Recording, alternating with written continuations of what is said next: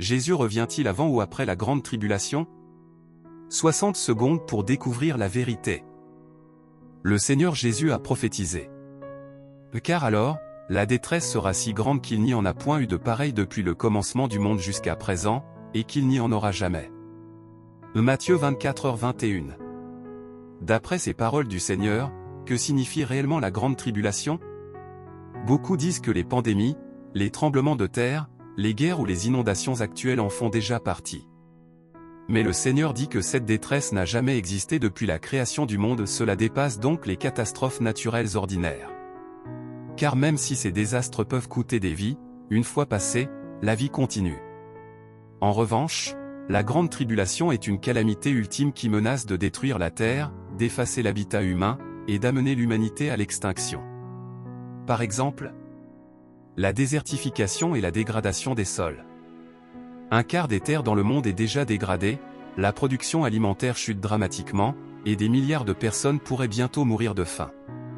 La pollution des ressources en eau.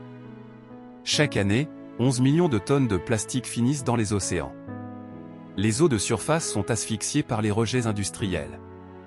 La Banque mondiale indique qu'au moins 2 milliards de personnes boivent de l'eau contaminée par des matières fécales ou chimiques, provoquant des maladies inconnues et des morts en série.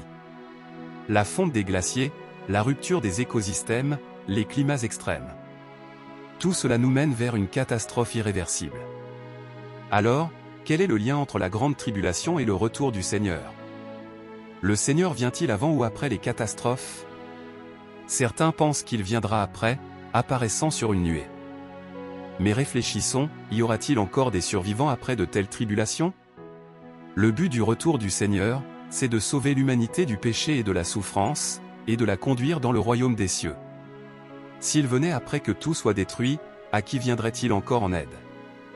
En réalité, la Bible annonce déjà que le Seigneur se manifeste avant la catastrophe.